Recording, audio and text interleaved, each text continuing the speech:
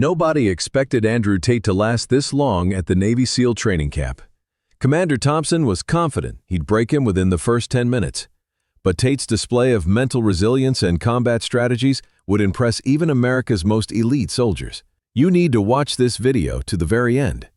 Don't forget to like this video and subscribe to our channel to see all the details of this extraordinary military confrontation.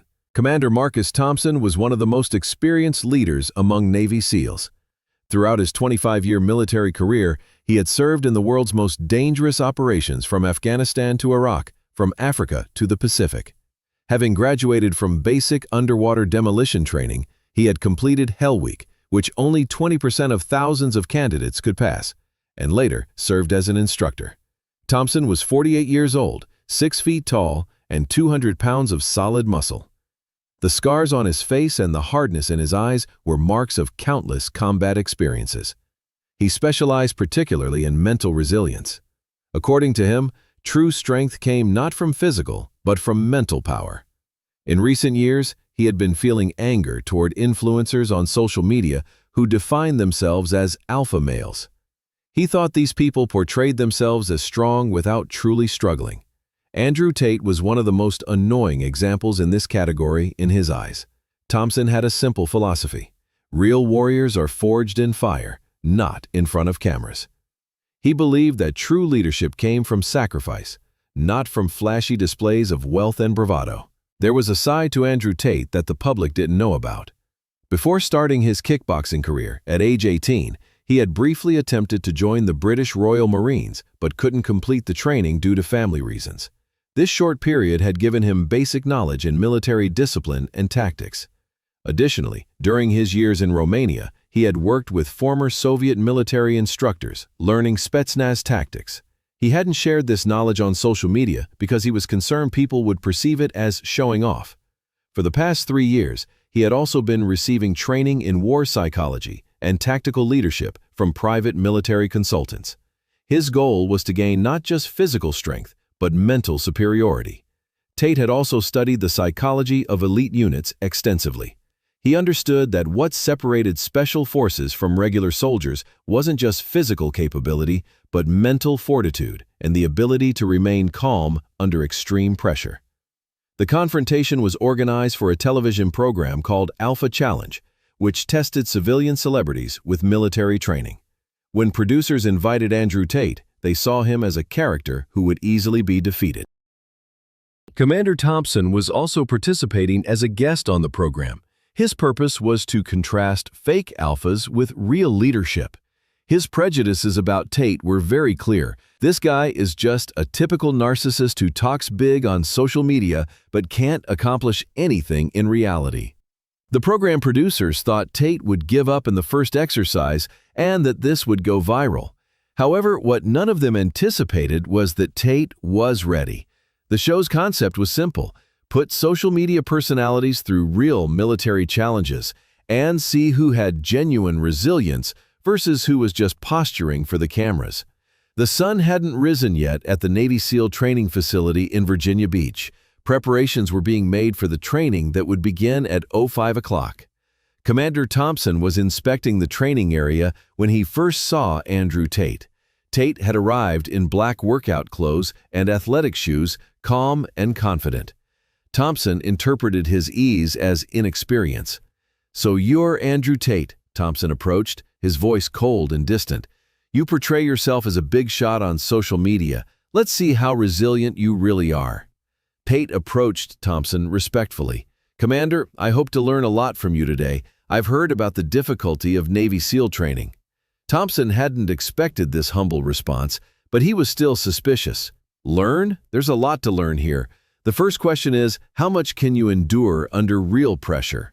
The other SEAL instructors watched the exchange with interest. Most expected this to be over quickly, with Tate tapping out before the serious challenges even began. Thompson decided to put Tate directly into a Hell Week simulation. This was the most difficult phase where 80% of Navy SEAL candidates were eliminated. His purpose was to quickly break Tate and show him what real strength meant. Our first exercise, 4-kilometer full gear run, followed by 500 push-ups, 300 sit-ups, then cold water endurance test. Thompson listed his orders. Most people give up within the first 15 minutes. While putting on his equipment, Tate asked, "Commander, is the real purpose of these exercises physical or mental?" Thompson was surprised. No civilian had asked this question before. Both. But the real test is mental. When your body says stop, the mind must continue. "I understand," Tate nodded. "Then let's prepare our minds." This response caught Thompson off guard. Most people focused on the physical challenge.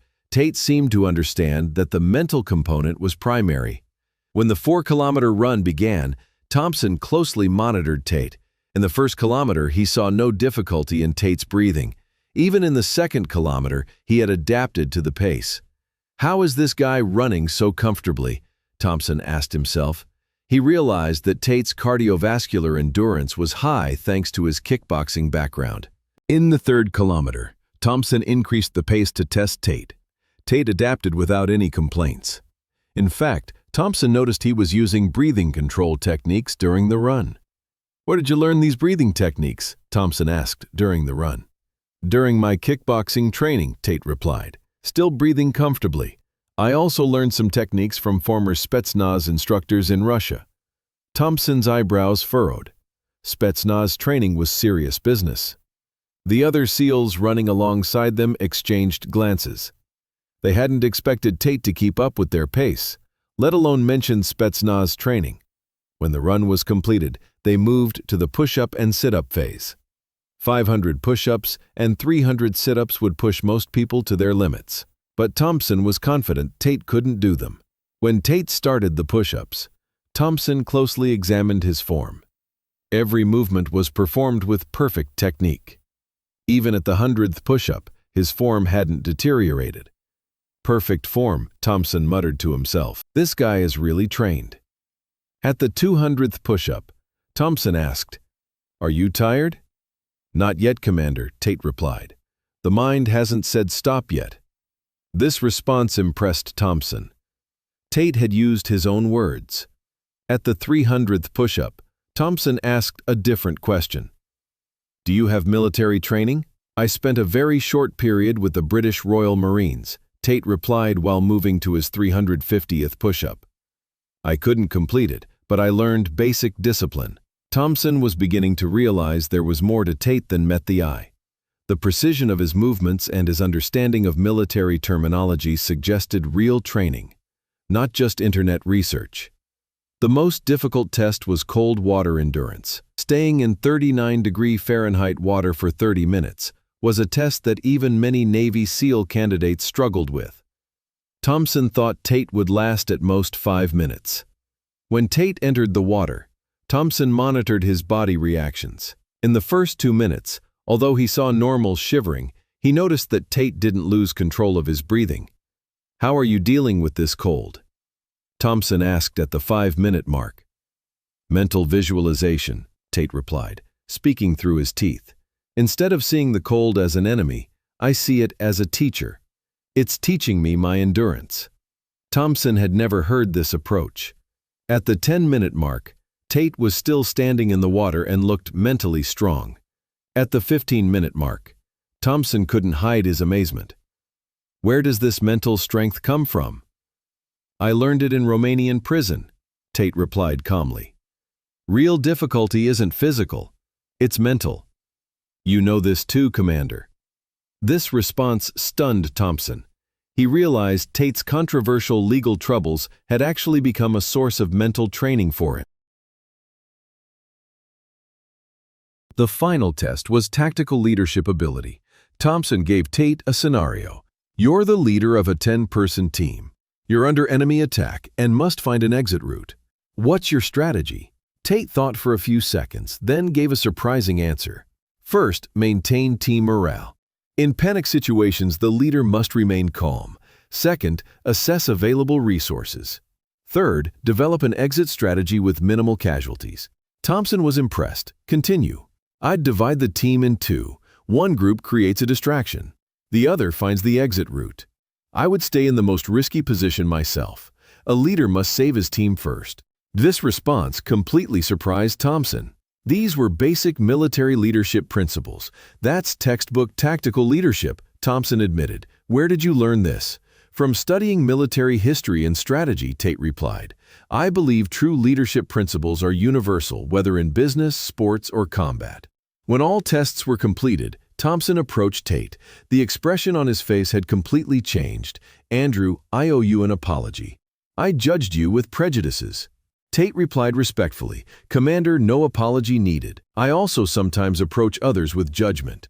No, Thompson insisted. You're a real warrior, not just physically but mentally too. I've seen very few civilians complete this training. Thompson continued, especially your mental approach in the cold water test and your leadership understanding impressed me. You're not just an influencer, you're a real alpha leader. The other SEALs who had witnessed the training nodded in agreement. They had expected Tate to quit within minutes, but instead had watched him excel in every challenge. After the training ended, Thompson introduced Tate to the other SEALs. Gentlemen, I want you to meet Andrew. This man showed us today what real endurance means. The SEALs also showed respect to Tate after hearing about his performance. One asked, did you really receive Spetsnaz training? Basic level, Tate replied humbly. It's nothing compared to your training. Thompson said his final words, Andrew, if you want, I can invite you to our training programs. You're not just a social media phenomenon, you're a real warrior. One of the younger SEALs commented, Sir, I've never seen a civilian handle Hell Week simulation like that. His mental game is legit. When the program filming ended, a real friendship had formed between Thompson and Tate. Thompson said the following in front of cameras. Today, I was taught an important lesson. We shouldn't judge people by their appearances.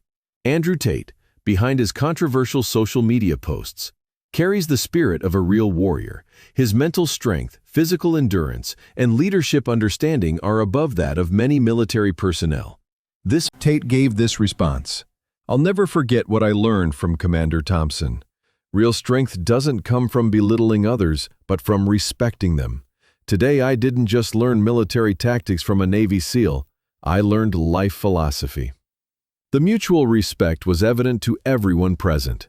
What had started as a setup to embarrass Tate had turned into a genuine display of character and capability. When the program aired, media circles were shocked. Nobody expected Andrew Tate to be this successful. Thompson's change of opinion about him caused a great stir, both in military circles and among the public.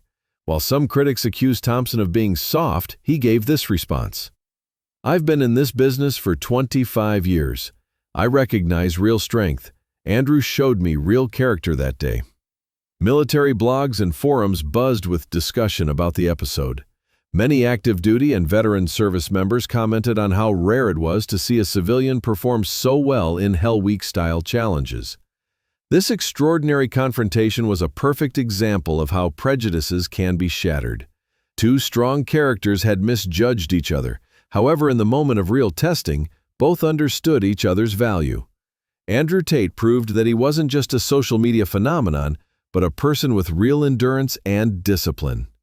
Commander Thompson showed that real leadership was possible through unprejudiced approach. This story teaches us this. Real strength is mental, not physical. Real leadership comes not from belittling others, but from recognizing their potential. The episode became a case study in military psychology courses about the importance of not underestimating individuals based on their public personas. Thank you for watching all the details of this magnificent military confrontation. If this story inspired you, don't forget to like and subscribe to our channel. Share in the comments the moments when your prejudices were shattered. See you in our next video with other impressive stories where strong characters meet.